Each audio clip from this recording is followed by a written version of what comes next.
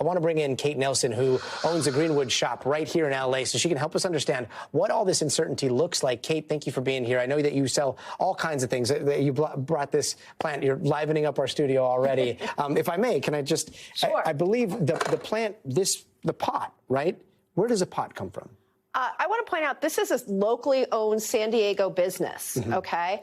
And but their pots are made in China. They're made by a family-owned, woman-run. I'm so sorry.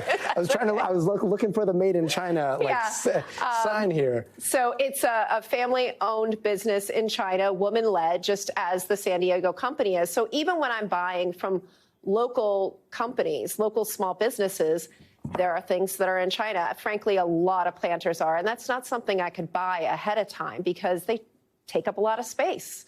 And so this aside from the cost. Again, like I'm so glad you brought this up because a lot of times in these weird little country to country skirmishes, trade wars, we forget that like it's a person on one end of the globe talking to a person on the other end of the globe. You know who makes these pots in China, or it's a... I work with the woman out of San Diego, but I know she's very careful with who she works with, and it's a family-owned business there in China, and it's a woman-led business, which is something I care a lot about. I try to carry a lot of women makers in my shop. And so in terms of the tariffs, what does a pot like this, what did it cost before, and what's it going to cost, I don't know, next week? I mean, it's really difficult because I look at my wholesale cost, and that would double. I don't know how to do that. That math and having consumers pay for it, I don't know how we do that. And frankly, there aren't much pots or planters made in the United States. I have a company that's out of Europe. I'm kind of, to be honest, as a small businesswoman, annoyed at the idea that people are talking about we have a 90-day pause because I just want to point out two things. One, there's still 10% on everything. And 10% is not nothing. The billionaire in the White House is telling everyone it's a good time to buy. Not for us. Not for us. Not for families that are trying to afford things right now. It's not. That's talking to billionaires, not talking to regular people, and that's incredibly frustrating. So you see the escalation, and then you see that baseline, and the baseline alone was enough to start really eating into the baseline alone is a lot.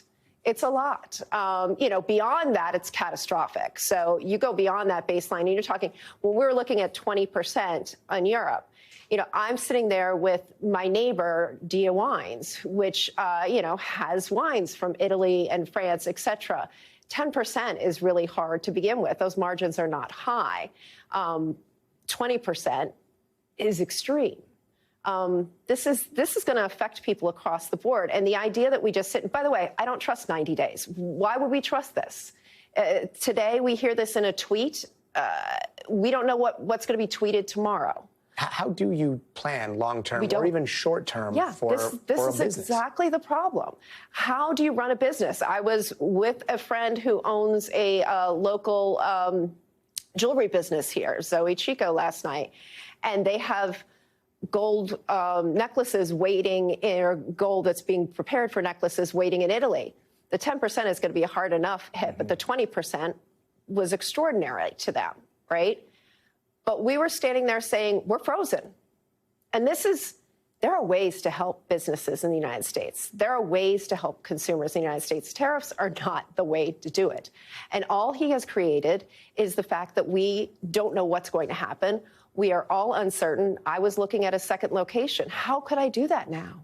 How could I do that now? Because I cannot plan.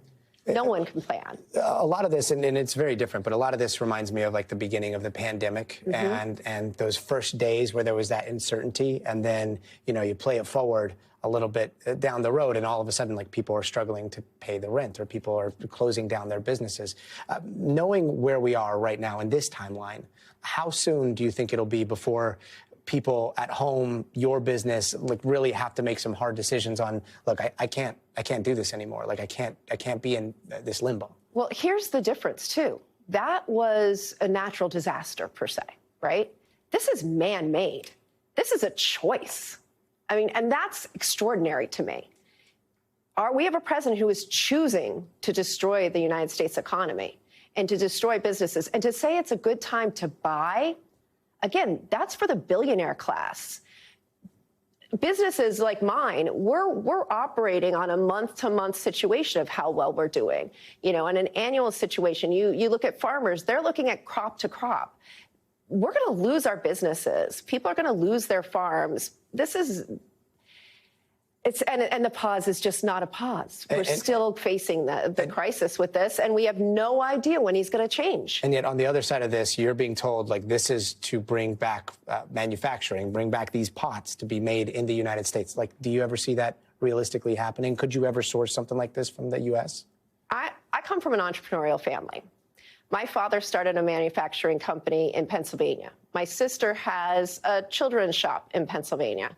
Side note, all of these people in our country who are about to have a baby, she just got warned that all of the car seats that she buys, all of the strollers, all the costs are going up because all of those are made in China.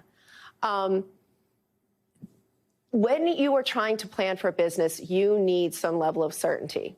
There are ways, again, to help businesses. Tariffs are not it. No, I do not see this helping. And you're going to have a lot of people lose their businesses while he plays around and just tries to get people to call him and kiss the ring. Thanks for watching. Stay updated about breaking news and top stories on the NBC News app or follow us on social media.